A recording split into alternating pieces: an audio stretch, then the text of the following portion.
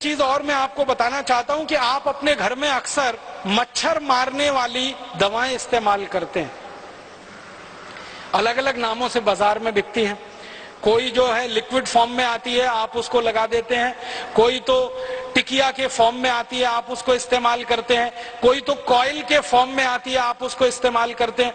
Coil के रूप में मच्छर मारने वाली कोई भी दवा इस्तेमाल करें, टिकिया के रूप में इस्तेमाल करें या लिक्विड के रूप में इस्तेमाल करें, उनमें जो इस्तेमाल होने वाला केमिकल है वो डी एथिलीन है, वो मेल्फोक्विन है और वो फॉस्फीन है। ये तीन खतरनाक केमिकल हैं जो इस्तेमाल होते हैं और ये तीनों केमिकल यूरोप और अमेरिका के 56 देशों में बंद है और 20 साल से बंद है।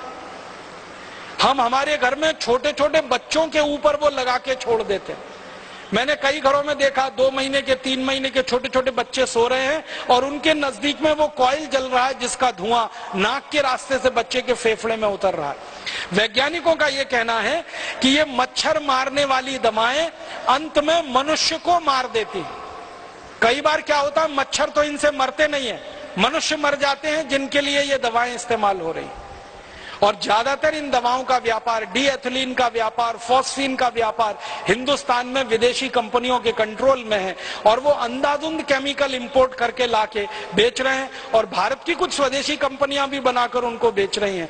तो आप जरा सोचिए, आपकी सुरक्षा के लिए, आत्मरक्षा के लिए आप कम से कम ये चीजें इस्तेमाल करना बंद करिए। फिर आप बोलेंगे मच्छर तो है, उनका तो क्या उपाय है? सबसे अच्छा उपाय है मच्छरदानी लगा के सोइए।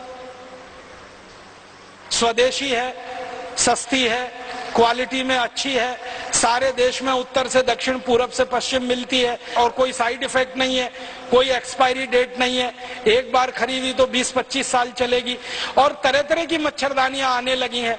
अब तो वो डंडे वाली जरूरत नहीं है, एक हुक में लटका दीजिए वो आती है, आप ऐसे खोल के सो जाइए आती है, नहीं तो चादर की तरह से ओढ़ के सो जाइए, कुछ नहीं कर सकते। तो ये मच्छर मारने वाली दवा से तो अच्छी है।